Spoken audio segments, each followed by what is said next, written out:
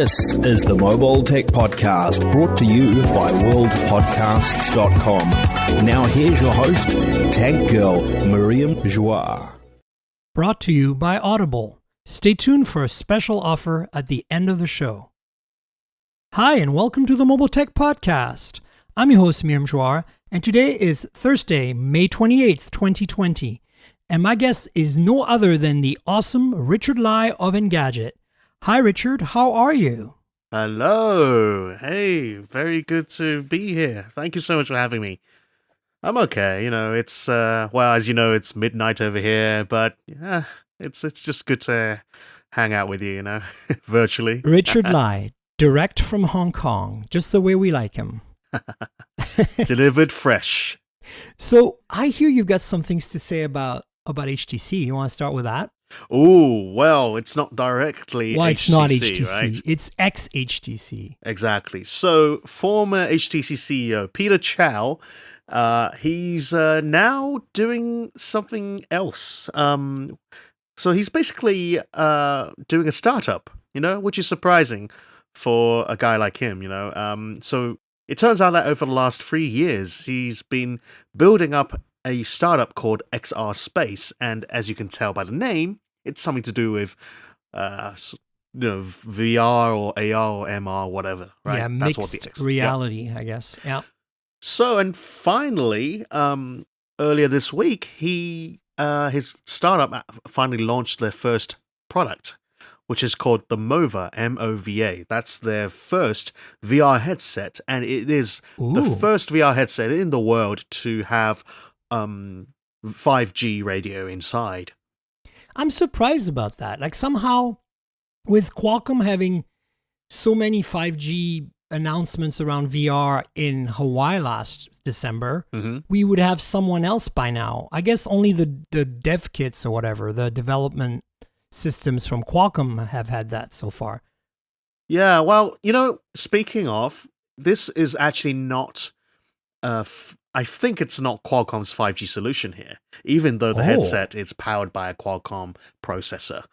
Yeah. Interesting. How is that even possible? Because, I mean, if you're using a Qualcomm processor like the Snapdragon 845 Correct. or 865 VR version, whatever, there's a special edition for that. Because I think there's no 55. There's a 45 and a 65. So this one is using a 845 still, which, if you compare it to the smartphone market, it sounds a little outdated, but that's actually what the latest crop of standalone VR headsets are using, including this one.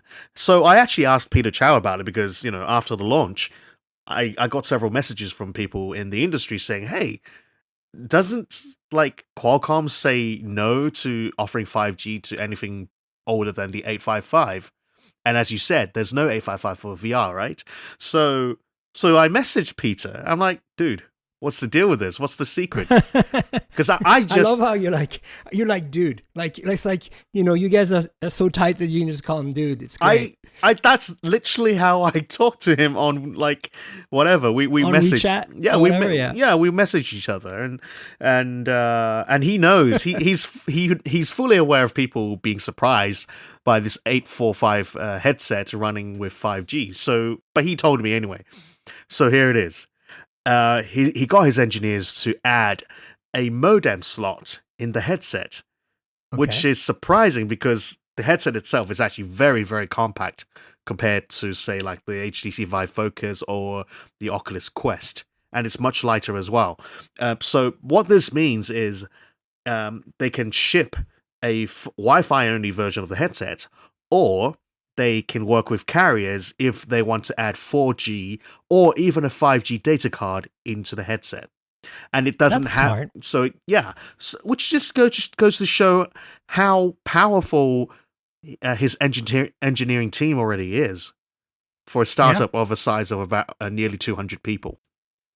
So I mean, as an engineer myself, the first thing that makes me kind of gives me the chills is battery life, because when you have hardware that's separate, as you know, especially hardware that's separate, that's modular, user modular, like not manufacturing modular, but actually has a slot and stuff. Usually power takes a big hit, and 5G, the reason 5G is so tightly integrated to the chip, right? Or either in the chip, in the case of the Dimensity chips from MediaTek and the 765 and 768 from Qualcomm, is that power consumption is significantly lowered by having that an in-chip. And as you know, the 865 has this issue that the X55 modem is still separate. But when they say separate, it's like so close to the chip in terms of physical distance that it doesn't affect power consumption nearly as much as an external module would. But I'd be curious to find out whose radio they're using, if they are indeed using a Qualcomm chip, and the engineering team kind of worked around like a separate standalone 5G radio, or if they're using like a MediaTek one, or I bet you they don't have to deal with millimeter wave, so that probably simplifies things significantly. Right. But like you said, it is definitely a valid concern. But on the bright side, they do have a slightly bigger battery compared to the Quest or the 5 Focus, despite the much lighter weight. So we shall see. The unit, the headset will be available in, I was told, July. Okay. So you think that's optimistic or realistic? Well, Peter sounded very, very realistic. As in, he said July will be the latest when he sends the unit to me. And I would assume that means that's when it launches properly in Taiwan anyway. That's their first market. And they are already collaborating with Deutsche Telekom in Germany, obviously. They were actually going to launch in Europe first, but due to the coronavirus, everything got delayed because the situation over there is more severe compared to Taiwan. But hey, you got to start somewhere. So But I'm very much looking. I tell you what. I actually, before Taiwan shut down its border to overseas people back in February, I managed to sneak in just before that. I remember you going there. That trip. Now I can tell you that trip was to check out Peter Chow's headset. So I got to play with a very early version of the headset. So that's why I can tell you that, yes, it was definitely very light, just as they claim on the spec sheets. I couldn't say much about the software because it was still early stage, but that was for me to basically understand their philosophy behind why they think VR should go in that direction, why it should be all hand gesture controlled, and how the AI powers the facial expressions or pick up your mouth movements when you're talking, etc. I think this is the right direction, but this really, in order to sell this, it'll really depend on how successful they manage to market their various services, especially the wellness side, to the consumers. One particular service they're pitching is called Magic Aloha's. It's basically like a virtual wellness center. You go inside, and you can do yoga, you can do meditation, you can walk around a virtual mountain with people. There are virtual coaches, trainers. You can do that with friends. It's like Peloton in VR for your well-being, for the hippies. Yeah, like extreme hippies, you know. But you know what? So first of all, going back to the yoga bit and whatever other activities there are, you do have to buy these optional body trackers. So I guess they're okay. Yeah, it may be like the HTC kind, but okay, actually no, because it's all inside-out tracking. So I don't. Yeah, there's still many questions, but I personally wouldn't mind having a virtual yoga instructor who can track my movements while I'm safe at home. Oh, yeah. I was saying it in a loving way when I said hippies. I mean, we love our hippies. We're in California here. Come on. Right. Actually, before the whole coronavirus, I actually did yoga. I would go to yoga with my wife because she got me hooked. But ever since this it's really good for you. Yeah, do yoga, people. It is very good. It's really good for you. It's so good. Keeps you fit and clears your mind. Yeah. So anyway, I personally think there is potential. and they've it's we shall see. We shall see. I don't want to be. I don't want to sound like I'm drinking the Kool-Aid, if you know what I mean. Well, so tell me a little bit. Like, HTC is so irrelevant these days. Sorry, I mean the Vive, I suppose, is important. It is. Look, I hate to be that person, but you know how fond I was of HTC phones. You're not alone. How they. Yeah. And I mean, Vive, I never really did the transition because the early days of VR required you to have a large space and a PC, and expensive it's only PC. recently, right, that I've gotten into it. And Uh-huh. mostly as a reviewer, Qualcomm has been very generous as sending us review units. Good. Because they're trying to get us to write about their platforms. Mm. But honestly, I have no connections, for example, with Facebook on Oculus. I have no connection with, I mean, I do have the connection with HTC PR still, and I'm sure that if I asked them, they would send me a Vive review unit, but it's just never been a priority for me with all the mobile stuff I have to cover. So, you know, I've kind of lost track of what the folks from HTC have been up to. I mean, other than Drew and Scott, you know, of course. Well, I mean, Scott also left a long time ago. No, I know, but my point is they're locals for me. I mean, true. Yeah. speaking, right? I mean, Kind of I've had neighbors, coffee right? with Scott. I interviewed him through you know the NextBit stuff. Right. And Drew, you know, Drew is on my Facebook timeline showing me his incredible home build in Seattle, Yeah. and I'm drooling all over his Porsche 911 GT3 every time I see it. So you know, it's like these people are not like Peter or Cher, who are people I obviously know were part of HTC, but that I never really had a direct connection with, you know? Well, yeah, I mean, HTC has its own issues, especially financially. That's no secret, and that's been dragging on for way longer than I would like it, you know? And Yeah. they also have their own standalone VR headset, Of course. which is the aforementioned Vive Focus and Vive Focus Correct. Plus. But it seems you never hear about it. Like when I'm reading about VR, like when I talk to like Anshel, you know, at More Insights, it's all, you know, it's all Oculus. It's all Anshel, you corporate. know, Anshel was one of the first guys who pinged me about this whole where I'm this sure he five, was. fi- Yeah. how come this headset's got 5G, you know? I mean, you know, he's basically like, I'm gonna say this as a joke because we're good friends, Anshel and I, but like I swear he's a Qualcomm spy in the media. In the analyst industry. Like I'm joking, but you know, it's like wow. No, I was gonna joke about him having a tent on the Qualcomm campus somewhere. I know it feels that way, right? Yeah, but that's why him and I geek out over these things, and I asked that question mainly for him, really, you know. I mean, he is very connected because he lives in San Diego to Qualcomm, and he knows very his stuff, into VR, XR, AR. Yes. So obviously he's gonna have a lot of questions anytime something like that's a bit of a head scratcher comes along, right? Yeah. So one thing I should mention about this headset is that it's in terms of the user experience and UI and whatever, it's nothing like the other VR headsets, or especially standalone VR headsets out there, because the main interface, it's not like the traditional menus you get. I mean, as far as the concept goes, it's each app is like a space. So, first of all, you can have your own private virtual space. It's like your virtual house. You can even use the headset to scan your real physical room.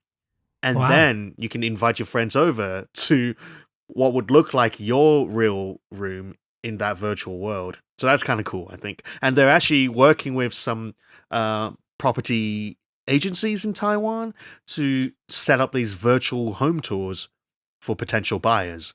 I mean, honestly, the timing is perfect, right? With this pandemic right now, people want to do virtual stuff, right? And so I think it's smart, and I'm sure that, you know, he poached some people from HTC that worked on Vive to do this startup with him. There were definitely many HTC people when I visited them. That's all I can say. Mainly the marketing people, though. But and that's some people from the content side. I don't know the engineering people. I didn't get to meet them. But Peter gets a bit sensitive when I ask him some of the slightly more engineer related questions. Of course. I mean, but you wouldn't be doing your job if you weren't asking. Yeah. No, but like, so that I was so surprised when he told me like, oh, 5G, that's just because there's a modem slot. He said, no big deal. You can tell people. He literally said that. Nice. But anyway, yeah. So, content wise, it's a very interesting approach. Look, I think the easiest way to put it is Peter is trying to make at least in terms of his vision anyway, he's trying to make the smartphone of VR, if you know what I mean.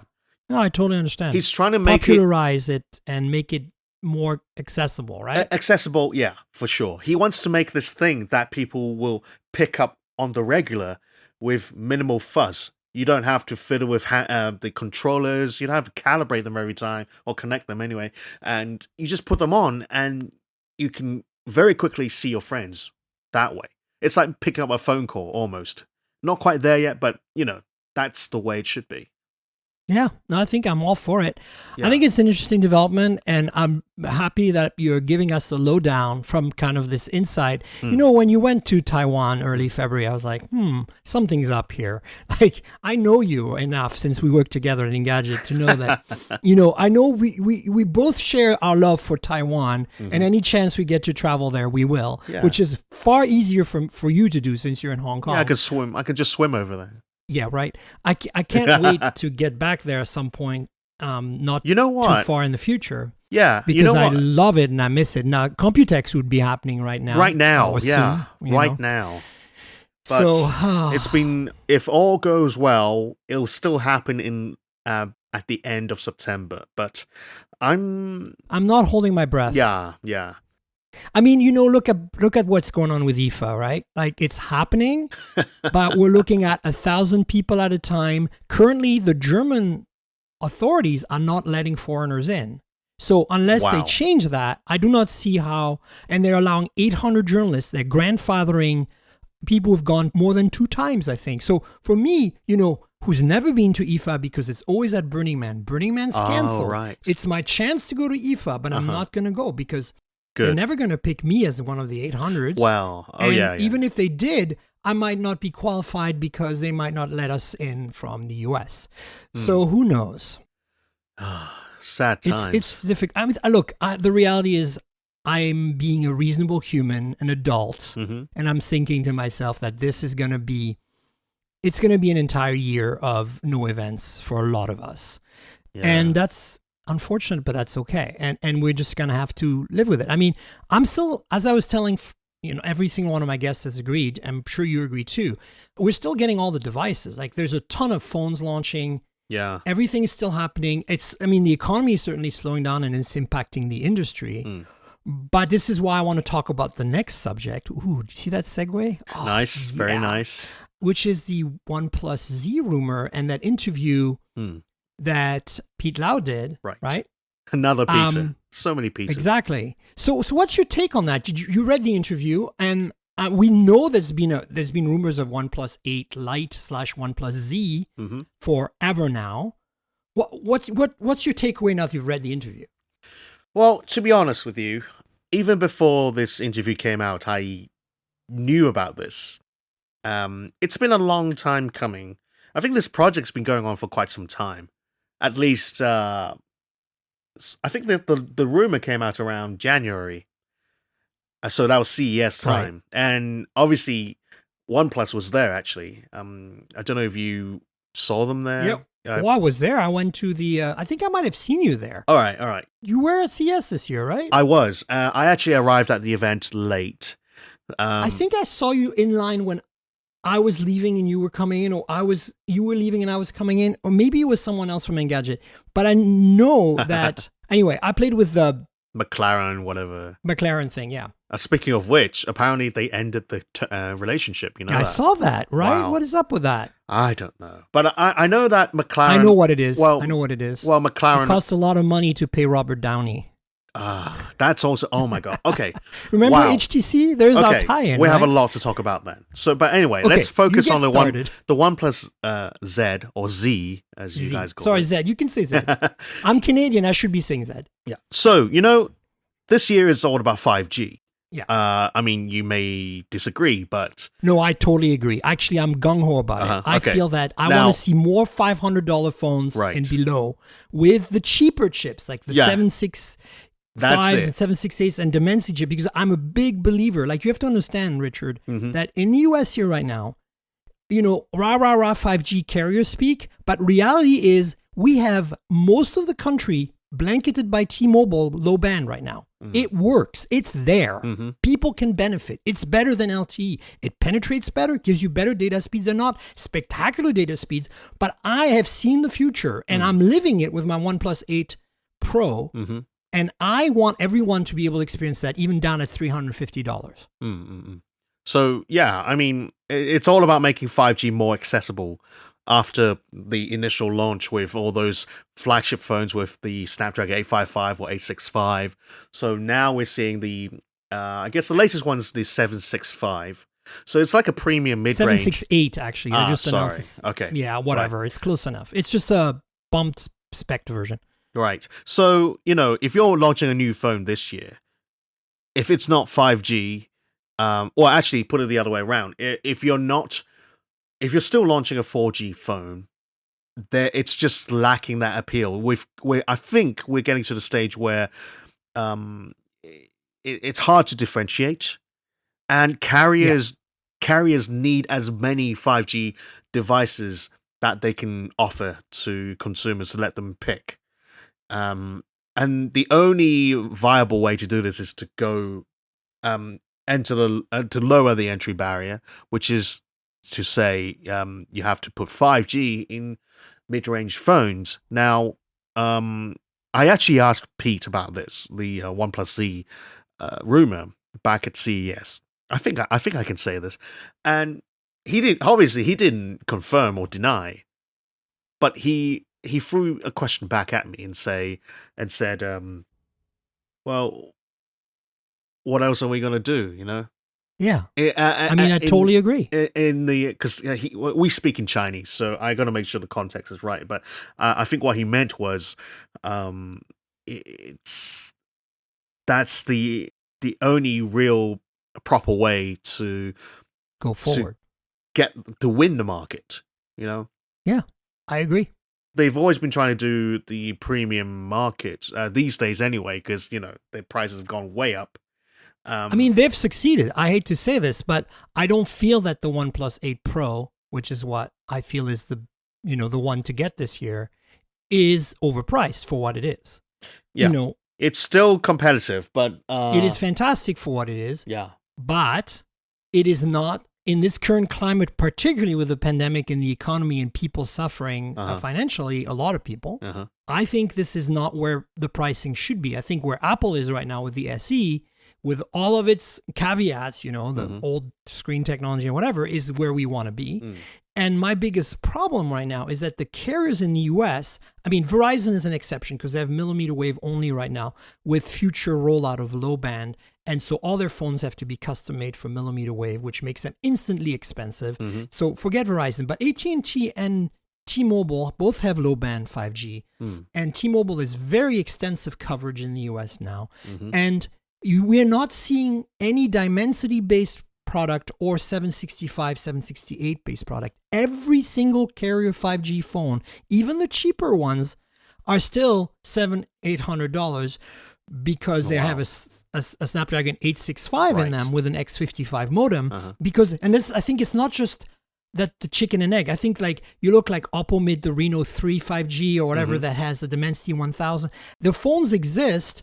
It's just that the US carriers are so on board with Qualcomm, and until Qualcomm makes a 600 series chip with 5G, which they're rumored to be working on, we're not going to see $500 phones with 5G in the US.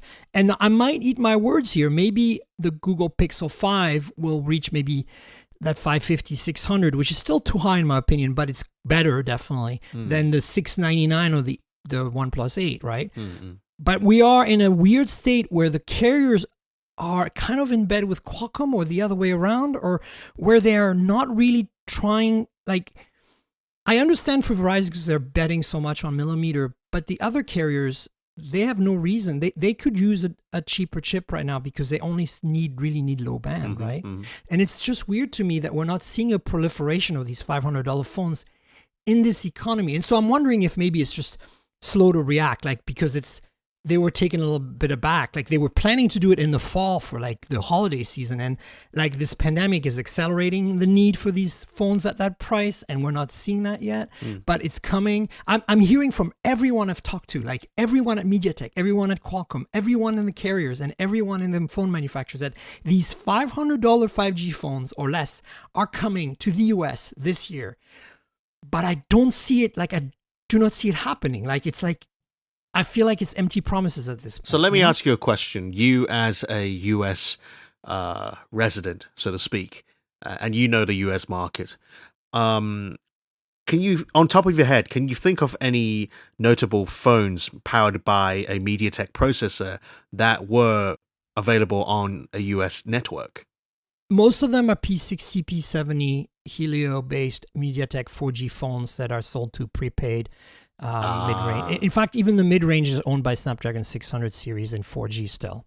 Like if you look at the best sellers right now in mid-range, really the ones that we're recommending to people so they can get a warranty. I'm not even talking about carrier phones. I'm talking like if you buy a phone from Amazon or Best Buy, like that has all the proper unlocked support for US carriers, all the bands unlocked, but has all the bands, right? Even Verizon support for 4G. Right now, the only players are Moto with the G series and TCL with their brand new 10 series. Right. Anybody else that you're going to buy out there unlocked is going to be not as well supported, not have all the bands you need to successfully use the US carriers, and is going to have maybe have a MediaTek chip, but I have not seen a single MediaTek device on the high end of the MediaTek spectrum sold by a carrier in the US. It's all prepaid. It's all P60, P70 at best. And yeah. The reason I ask is because, as you know, US carriers are notoriously difficult to work with when it comes to compatibility, right? You know, and Pete's told me the same thing, you know. He told me how difficult it is to enter the US market because of, you know, of that high entry barrier, so to speak. And so, as you said, MediaTek phones, they only exist in the low to mid range. Well, I would say those are the entry level markets, really. And in my memory, all those P10 or whatever Helio phones, they don't have that many bands. They actually have very Well, that's few. the problem, right? Yeah. So that's one thing. And secondly, I would assume that maybe MediaTek-based phones more likely fail those carrier tests when they check for compatibility, maybe? I mean, the reality is that there's a lot of phones that are sold, unlocked, available with support in the US that, whether they're Qualcomm or not, or MediaTek or not, that don't support all the right bands. Okay. Like if you talk to Sasha Segan, PC Mag, PC Mag, who's the, as I like to call him, quote unquote, the advocate for all the bands, right? Because he fights really hard for manufacturers to understand that ignoring band 71 600 megahertz on T-Mobile, which is a 4G and a 5G band for them, is a major sin, because that's the one that's the most prevalent in terms of broad coverage in more low density areas. And as you know, the US is highly low density as a country, right? Very spread out. So if you are outside in the boonies on a T-Mobile phone, you better have 600 megahertz band 71 on 4G, or forget it. You're going to have zero signal, or you're going to be roaming on AT&T for a while. And that's not good. So he is a strong advocate of that on one hand, but on the other hand, I think it stifles in a way the fact that in urban settings, you don't really necessarily need that, right? So it's very complex because the country is so big. And, you know, I'd love to hear more about this. I mean, not on this podcast because we still have a lot of other topics, but I'd love to hear your take on what China's doing with their size of their country and the fact that some parts are very low density and how they manage to do the coverage. Because in the US, this is like there's a lot of it that is BS politics and carriers in bed with whatever it is, all that stuff that we all know about.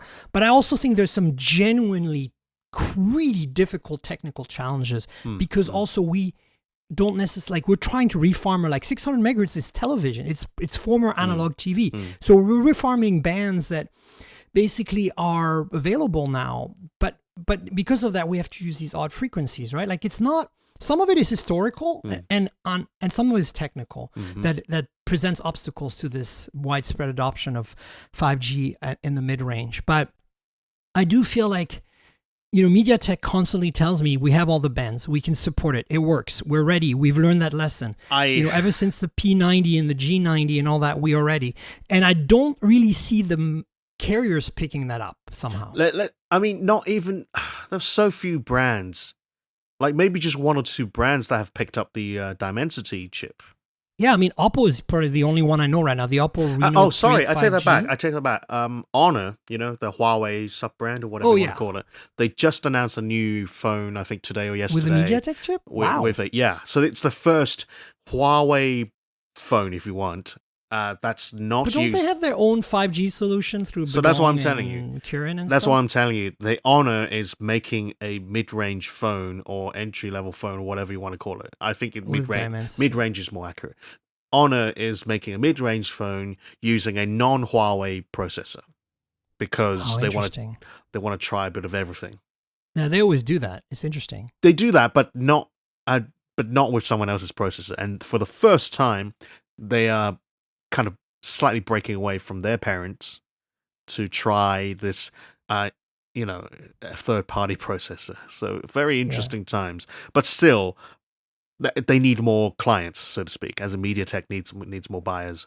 You know what we see more of unlocked in the US or even carrier supported in the US than we see MediaTek is Exynos. Oh.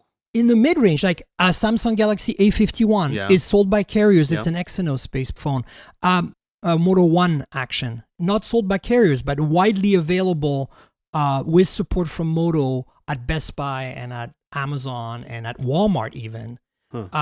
Exynos-based. So, in fact, I would argue that Samsung's chipsets that are meh, comparatively to Qualcomm definitely, and possibly even meh compared to what MediaTek has to offer these days, are more prevalent in the official channels in the US right now.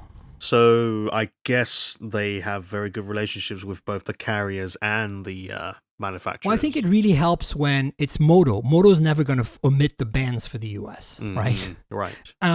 Although they have in the past, but those were phones that were basically sold to South America and Latin America that were extended to be sold to the US market because, there's a population of people that travel to South and Central America and go, oh, look, this Moto phone is really cool.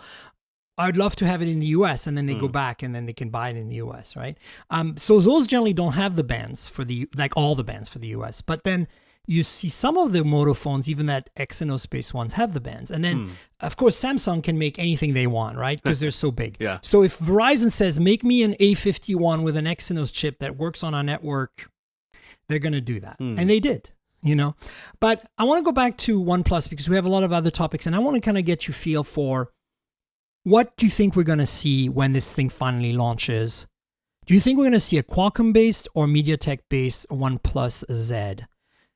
Oh, I'm willing to bet that they're going to stick to Qualcomm. Me too. OnePlus itself, even though it's under this whole BBK umbrella, and which they never admit for some bizarre reason. Oh my God, they're so weird about that. They it's a relatively small brand that has to be really good buddies with Qualcomm, this giant platform provider for them, in order to have access to their chips and tech support. Compared to the Samsungs and whatever out there, OnePlus is still a relatively niche player in terms of volume anyway. Yeah. So you have to imagine how hard you'd have to convince someone like Qualcomm to say, hey, we're worth you could call it investment or whatever. You gotta take care of us too, you know.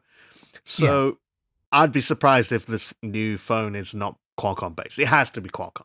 I mean, the only thing it can be at this point, in terms of, unless, like, they have not announced the 600 series 5G chip, and if they did, it would still take until the fall to see phones. Mm-hmm. So I think this is going to be 765, but have, like, aggressively priced, which is possible. It is possible. But it's still not what we're talking about. Like, in my ideal scenario, right, I'm seeing like a $350 OnePlus phone with 5G.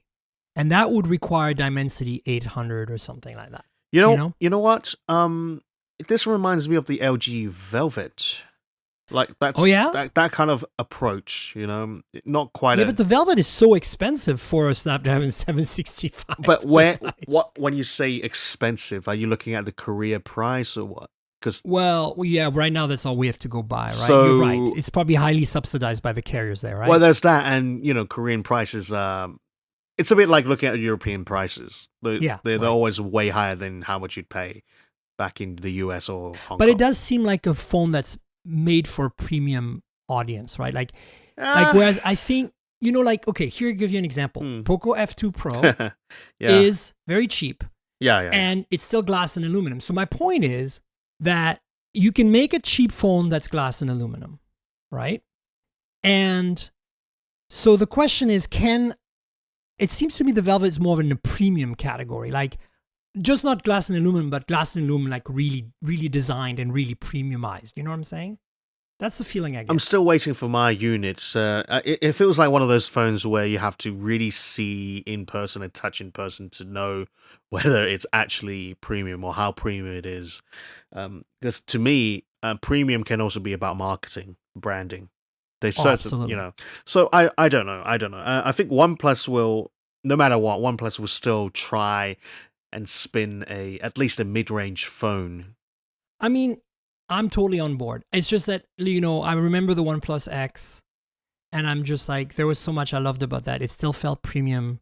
It cut some corners, but it got, I don't know, it just didn't get the love it deserved, I feel like. And I know that the Z is not that phone. The Z is really meeting, I think the Z is exactly what you said. Qualcomm, so we still have all that performance and spec that OnePlus is known for, but back at a price point that makes more sense based on OnePlus's history and the current economy, but still with 5G. Whereas what I want to see is the next gen of that. I want to see, now that I've read this Pete Lau interview, I want to see what OnePlus does beyond the Z, where they go like at $350. That would be great. It's really hard to tell you know, they've been very quiet about this whole project. I mean, partly to do with the coronavirus, maybe, but also, you know, they're not the only players in the mid-range 5G phone segment. I'm assuming this is going to be a 5G phone as well. I mean, BBK Group in general has a lot of really interesting stuff going on right now. Oh my god! Like with Realme, and with I just received another Realme Oppo phone and Vivo. Like, it's amazing. Like, I'm really loving where BBK is going in the last few years. I'm excited about it. Like, I love my Oppo Find X2 Pro. That I reviewed for Hard Hardware. It's you know, I wish I had wireless charging. That's that's the big thing I knocked it for in the review. But I feel like, man, that phone is like there's premium for you. That to me, I would you put them side by side. You know what I'm saying? Like, they're both aluminum, beautifully made, well designed, but that Oppo feels like a baller phone. That's actually what I said in my review. Like, it really feels like. Well, the OnePlus has a glass back, whereas the Find X2 Pro, it comes with either leather or ceramic, vegan leather. Or, that's right. Or ceramic, I would, I always make a joke about the Find X2 Pro being the OnePlus 8 Ultra. Correct. That's totally what it is. I mean, it's incredible how much part sharing is going on there too, right? The camera sensor, the display, everything. No, it's a great phone. They knocked it out of the park. I just wish it had wireless charging and had the bands for the US. Here's the crazy thing. You want to hear something insane, Richard? Go on. My P40 Pro, my Red Magic 5G, those are all not US phones, and yet they all work on one of the two, AT&T or T-Mobile 5G. Okay. They're not officially supported, but they work. Hmm. Yet somehow Oppo's Find X2 Pro does not. And I'm like, okay. why? Like, so close. No. You Hang were on. close. Do you know whether you got the European version or whatever?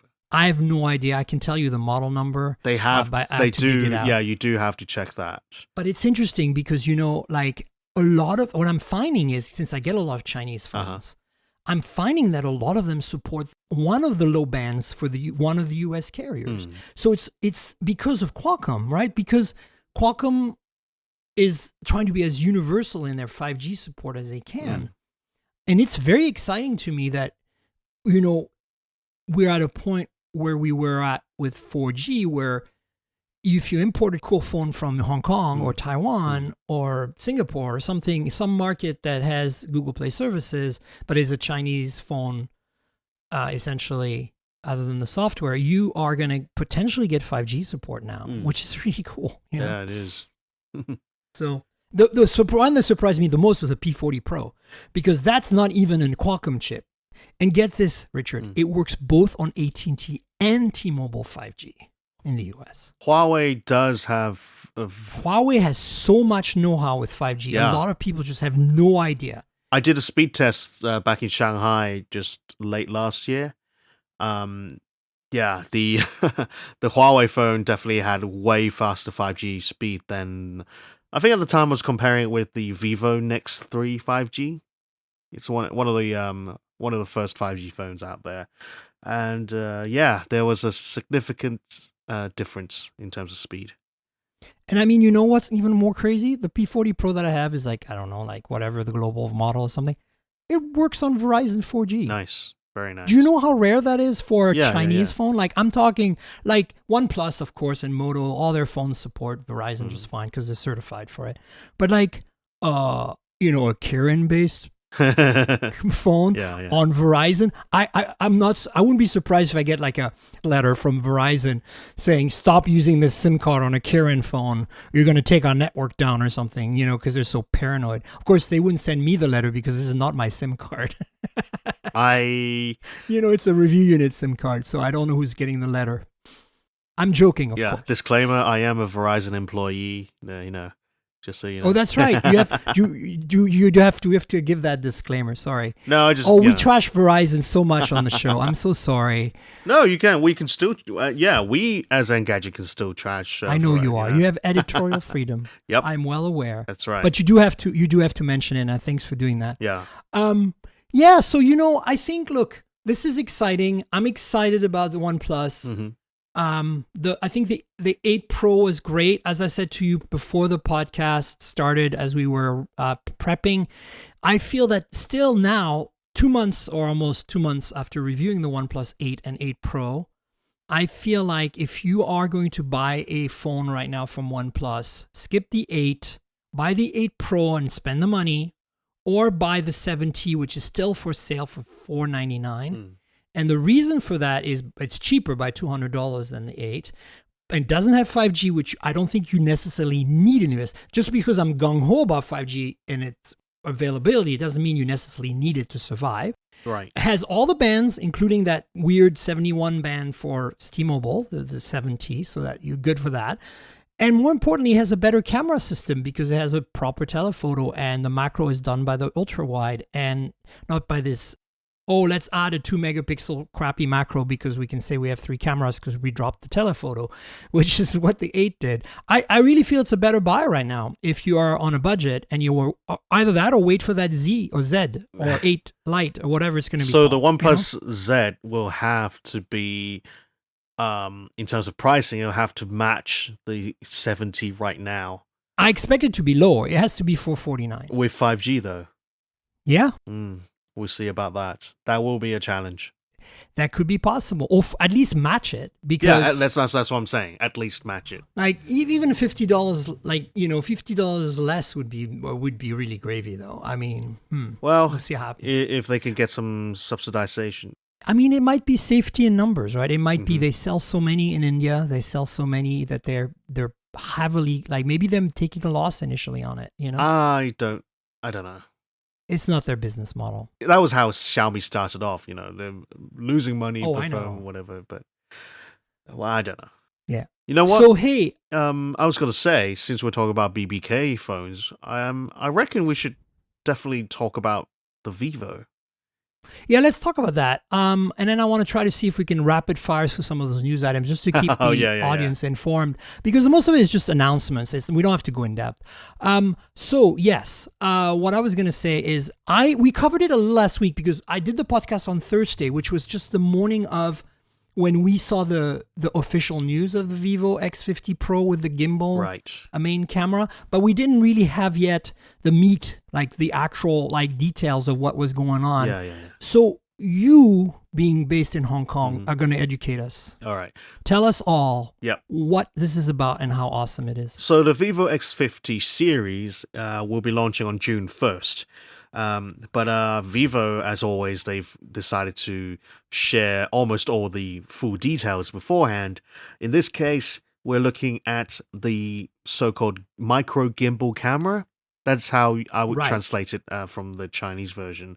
So we're looking at basically the way I would describe it is it's optical image stabilization on steroids. It is totally, because the sensor is actually moving with the lens now. Yeah, that's right. So just basically it's adding on top of existing OIS mechanisms, which is based on magnets. So they added this double ball bearing stabilization frame, whatever you want to call it, in order to suspend the entire module, the main module anyway, the core of it, so that it's able to do these apparently plus or minus 3-degree tilts. So that's why you're able to... pretty impressive. Right. So hence this mini micro gimbal structure within the phone. So you can actually see in the videos and the animations how that main camera is able to look around like an eyeball. It's actually kind of cute. It is huge though. If you look at it, like that camera is actually much bigger than the other two cameras right below it. But the seeing is believing. So Vivo shared some sample footage that they claim were captured using that same camera versus one with traditional OIS. And it does look very, very impressive. I saw the side-by-sides, yeah. I mean, look, I'm gung-ho. I think this is cool. My question last week to my guest was, do you think we're going to see this become commonplace on a really high-end, beyond Vivo, potentially proliferating into the BBK ecosystem and then eventually, somebody else out there doing it? Or do you think it's still going to be a niche because it's so bulky? Well, from what I'm seeing, it's not necessarily that... I mean, relatively speaking, right? It's not huge. It's more about... You're saying yourself, it's still way bigger than a regular mechanism, right? Look, I mean, I think this is a big deal. I think this is like a real breakthrough in the mobile camera space. I feel the same way. I mean, you've got the zoom, which is... so Huawei is doing that with the P40 Pro Plus, with the real 10 times optical zoom. So that's the one breakthrough here. And I think this Vivo thing here is the other breakthrough. Now, I am confident that they got this technology from a Japanese supplier, which of course means other people can get hold of it. Okay. Yep. But that's cool. Yeah. So we'll see. I think, at least within the BBK group anyway, they will be cross-pollinating this technology across the the family. They always do, right? This is kind of magic. It's like, which is great, because that means chances are it'll end up on a slightly cheaper model of a phone. So we'll see. I really can't wait to try this myself. Me too. I can't wait. I don't have a very strong relationship with Vivo PR, unfortunately, so I'm going to really try to bug them about it. But they have never sent me a phone yet, so even though I've been trying. Their loss. But I've got a really good relationship with Alex at Oppo now, thanks in part to you, I believe. Right. And so they've been, they were my sponsor for MWC, even though it was canceled. That was very exciting for me, the first time, yeah. So well, you've made the connection anyway. You've made the list, so congratulations. And now I've finally reviewed an Oppo phone officially on a major publication, so that was kind of exciting. It is a nice phone. I'm still using it as my main phone. Fantastic. Yeah, you told me. That's so cool.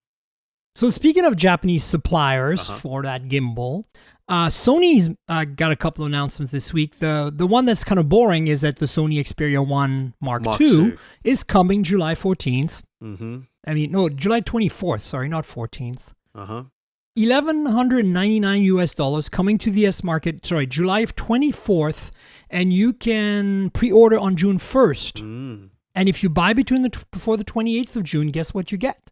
You get the WF-1000 XM3, everybody's favorite over-the-head noise-canceling headphones, which you're not going to use because you're not flying right now. But you might use because your kid is screaming. Well, at least in Hong Kong anyway, life is kind of getting back to normal. So you can wear that on the train or whatever.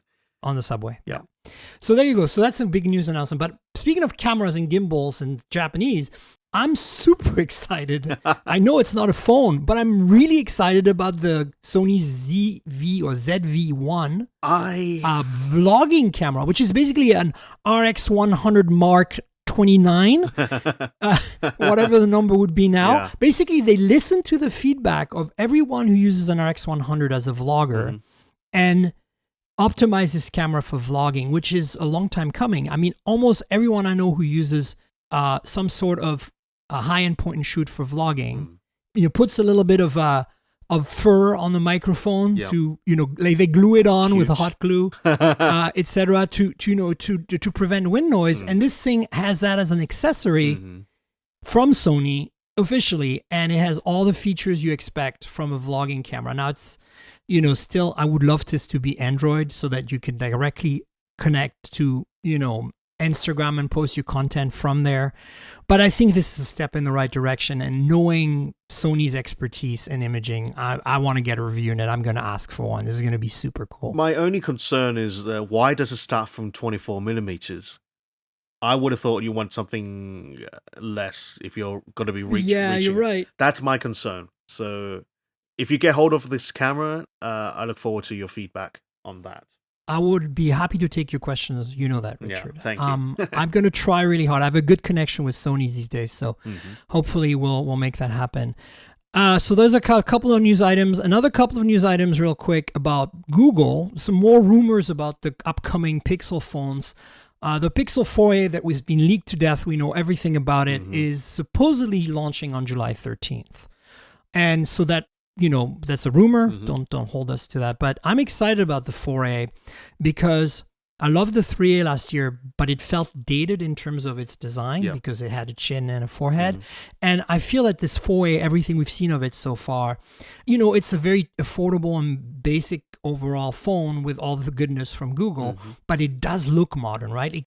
One of the things that I hate about Android phones versus iPhones right now is that they don't have an even bezel around them. Like iPhones actually don't have that little bezel. They have a lot of bezel. If you look at an iPhone 11 of any kind, it has a lot of bezel, but it's so nicely uniform around the edge that it looks really attractive somehow, really balanced. And the renders of the 4A have shown that it might be very similar to that, and I'm really excited about that. So I'm, I think the bezel. I think for Android phones, the bezel thing you mentioned, it's mainly the Pixel phones anyway. No, for sure. I'm just looking at I still think like if you look at the average, mid-range phone, like don't they look always at have a bit of a chin, right? Because they have to fold the display, right? The cable, right? So you know what I'm saying? Like it's not even, and it bugs me because this looks almost like there's still a bit of a chin, but it's so much more even than. I don't know, it's a proportions thing. It's like you look at a car and you go, this looks good because of the proportions versus, this looks frumpy. And that's my thing with a lot of the Android phones versus this. And then there's rumors of the Pixel 5 not having a Snapdragon 8 series chip, Right. but having a 765 or 768. And honestly, I'm not surprised by that. I mean, look, Google cannot reach the price points that we're expecting from them because of their quantities they sell. I think that's a lot of what it has to do with. Like, I don't think they're competitive because the pricing is too high for what you get. And they are now scaling down the specs to match. And I don't have a problem with that. I think I don't need an 800 series chip in my daily driver. Like, I'm fine with a 700 series chip. I'm not a gamer. If it's responsive enough, I'm happy. Like, sure, now you're going to say I'm used to the OnePlus 8 Pro now with, 120 hertz and all that. I'm probably going to suffer when I go back. It depends on the price. Ultimately, it's determined by the price. You're absolutely right. So are you excited about the Pixels? What's your Hong Kong perspective? So we still don't have it officially. We can only... Are you kidding? Yeah, we can only buy them as imports. Yeah. Oh, man. Who'd do that when you have the plethora of choice you have? Well, we are spoiled. We are spoiled. You'd have to go to... You are so spoiled. You'd have to go into one of those shops that I brought you to. Remember? The guy, my God, Simon? so much fun. Yeah. So he sells a lot of Pixel phones too. Yeah. He can get you anything, that guy, huh? If I pay, yeah. Right. But the Pixel 5, I'm just worried about the leaked designs I saw with that fugly camera. Oh my. Yeah, the camera bump. I hope that's not true. Anyway. Well, we've pretty much seen that every leak or rumor about the Pixels have come true, unfortunately. Yikes. Remember the bathtub on the Pixel 3 XL? Yeah. The bathtub notch of doom. So look, these are a couple of rumors, listeners, about the 5 and the 4A. Mm-hmm. I'm keeping an eye on it for you. I'm handpicking them. If I see something that I feel is kind of likely, I'll mention it in the show. If I don't think it's really that interesting, I don't. So consider this interesting. Related, more very US-centric, the Razr for Moto, which has been a bit of a disaster. Oh, yeah. Is supposedly going to get either a refresh or version 2 in the fall that will have 5G and much better specs. So presumably a 765 chip. So and a 48 megapixel main camera. I see that the Razr got to a point where they had to do a buy one, get one free deal. Pretty much. What went wrong? Oh my God, I don't know. Because look, here's the thing. This is the biggest mystery for us US media. I went to the launch in LA and every person, if you ask anyone who was at, Michael Fisher, Mr. Mobile, all these folks that were there with me, we were all super excited about the Razr. It felt so sorted, so well made, so solid, so like it felt like the first folding phone that wouldn't break if we dropped it. Well, and this was coming from the Fold, right? We had we knew we had to be delicate with the Fold, and we were very gung ho about it. So we all wrote these great hands-on stories, and then the thing launches. And first of all, their reviews program was a nightmare. So there were delays, first of all, and then they didn't give us review units. Like a handful, I think they sent out 25 review units to the 25 biggest pubs, and they were only able to keep them for something like 48 hours. Wow, 48. And come on. I have a very good relationship with Moto. They send me the Edge Plus to review. I wrote the review under embargo. Like, they like me, but they've been very clear to me, even though now I write, for some other pubs and my podcast. They said, Miriam, like, you're not going to get a Razr. We don't have any, and we're not going to send you one. And I think, that's also the side effect of what happened after those 25 Razrs went out, which I think that the initial production had some serious issues because these phones, I played with one. They did not feel the way the hands-on phones felt in November. Like I think those ones we played with were hand-built, right? And those mass-produced ones just broke. Like a lot of people had display issues, and I believe them because I've seen them, and the noise the hinge was making.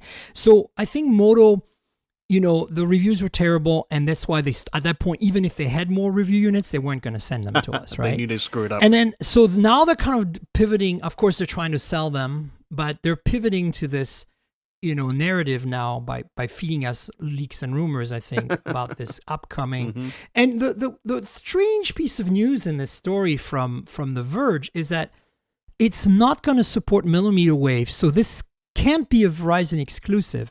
Verizon would mandate millimeter wave, which obviously would makes the phone way more complex. So there's one of two things that could be happening here. Either this is going to be sold unlocked or through other carriers, maybe AT&T, or here's the crazy thing. It's going to be a Verizon exclusive, but it's going to coincide with Verizon's launch of low band and only support low band. So that's my gut feeling, and I don't know if I'm right. But look, I hope they fix whatever issues, because it is such a great retro thing. Like, a lot of people have dismissed it now because of these bad reviews, but for those of us who played with it in LA in November, whenever it was, there was so much promise there, you know. And of course, the Z Flip's the one to buy. Like, there's no doubt about that. If you're going to spend that kind of money, no doubt, just buy the Z Flip, you know? Yeah. Wow. What a shame. And speaking of Samsung, we've got some leaks on the Note 20. John Fingers at Engadget wrote this. What's your take on this Note 20 design leak? It looks pretty good to me, actually. I don't know. That's that camera. I mean, yeah, sure. This is an unofficial render. Yeah, at least the front side still looks basically the same. I don't know. It's not doing much for me. It's just like. It's just very generic, right? It looks generic now at this stage. And the camera bump looks really thick. And you know what I really hate about all these phones is that if you tap them, if you don't have them in a case and you put them on a table. Oh, yeah, I know, right? I know, right? Oh, my God, it's so annoying. If it weren't for the case on this Oppo Find X2 Pro, we'd have Correct, the same. that's exactly right. So yeah. I guess it's okay, because I do use the case. I use the case on my OnePlus 8 Pro, so I don't feel it either. Yeah. But you know what? On the Edge, the Moto Edge Plus, I didn't have a case, and that camera bump is a good 3 millimeters. And it was clonk, clonk, clonk, clonk anytime it was on my table. It was terrible. Oh, dear. So, I don't know. I mean, it's... In fact, it's a little early. I don't know. Isn't it a little early for this kind of leak? Or maybe not. Well, it is the end of May. Yeah, that's true. And it could be coming out as soon as or late July, right? So, I mean, you're right. It is a little early, but... Yeah. I'm just waiting for something mind-blowing. Yeah, I want something a little more substantial. Apparently, the Samsung S20 isn't selling that well, even in Hong Kong. So, oh wow. Well, I mean, it's the economy. Who's going to spend $1,000 on a phone right now? Well, it was launched. Well, I don't know. They launched. Yeah, I guess you can blame. I mean, when it finally went to retail in the US was the beginning of coronavirus lockdown, right? Yeah, I just remember. I don't know about Hong Kong, but here it could not have sold well. I just remember that the briefing I had in Hong Kong was done in small groups because of COVID. So, well, good luck to them. I mean, look, it's Samsung. They'll be fine no matter what, right? What I will say, I don't know if actually I'm wondering if you agree with me here, but it seems like the Note 10 can take better photos than the S20. Yes, which is I agree, so 100%. Bizarre. Well, here's the big problem, and we can spend a couple of minutes on this, but I feel like the biggest problem with the S20 is that it doesn't have a real telephoto. Yeah, but never like you know the magnification optically on that lens is like it's using its like high pixel count to magnify. It is a telephoto in a purely digital way, and I think that's one of the biggest issues of the S20 series, not the Ultra, but the regular, is that it doesn't have a real telephoto. I'm actually just talking about the main camera as well. You know? Yeah, the main camera is 12 with a very large pixel size. You'd think that would work like that, right? But it didn't for some. Yeah, and they had to release an update, which was supposed to improve things, but it didn't. Here's my theory: Samsung had improved and iterated on a known or very well known hardware imaging stack since the Galaxy S8, right? Mm-hmm. Pretty much, or even the S7. Like I think that the modules they were using were improving a little bit, but they're essentially like the same 12 megapixel f-stop, OIS, the dual autofocus thing. They had really, you can see the hardware are the same up to the Note 10, and the software keeps improving, right? And so then with the S20, it's all new hardware, and I think they're not, their software is not optimized yet. Like it's going to take 2 or 3 generations of that hardware for them to finally get good photos out of these phones. And my biggest problem is the processing. So much sharpening. Yeah. You know? Yeah. For sure. And that's why I think the Note 10 is a better, because the Note 10 has software that's been years in the making, whereas the software on the S20 is brand new to accommodate this new hardware, and they just don't know how to tune it yet. And yes, software updates could fix that, but we know what's going to happen. You know, like Samsung wants to sell phones. You're kind of doomed if you have an S20 and you expect the camera to ever be great. You're stuck with that, yeah. I mean, maybe in 2 years, right around the time they stop making hard updates for the phone, you'll get a decent camera experience, you know? But I hate to say that, because I think that it is an achievement that the S20 in the US unlocked, all three of them, support 5G on all the carriers. Of course, millimeter wave is only on the S20 Plus and the Ultra, so if you're on Verizon, you're really benefiting there. But the S20 regular works on T-Mobile and AT&T out of the box, no question asked. It's certified by them. It is probably the best unlocked 5G experience on any phone in the US today. So there's some good things about the S20, you know? Fair enough. Anyway, we should probably wrap up.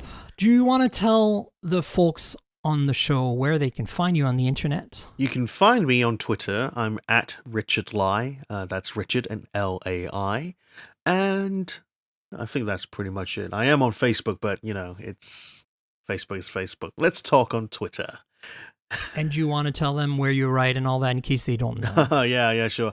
So, you know, you can find my articles on Engadget, and I do write, I'm in charge of Engadget Chinese as well. If you can read Chinese, feel free to support us over there too. So, yeah, that's... Yeah, you should. Richard is... I consider him one of the godfathers of mobile journalism. You're just seriously, you are an icon. I love that you have so much access out there in Hong Kong, and you seem to have access in all the right places: mainland China, Taiwan, Japan. You have good connections. I'm lucky.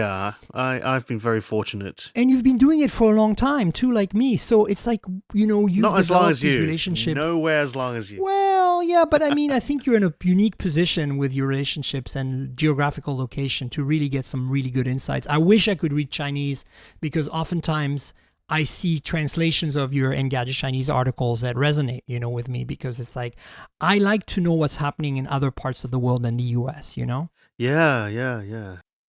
So read Richard's stuff, folks. And you know where to find me. I'm at Tanker on Twitter and Instagram. That's TNKGRL, like the comic book character Tankerl, but without the vowels. And Twitter is a good place to comment on the show and discuss the podcast with me, since there's no standardized way of commenting on podcasts. Instagram's a great way to look at photos I've taken of the phones I'm reviewing, photos taken with the phones I'm reviewing.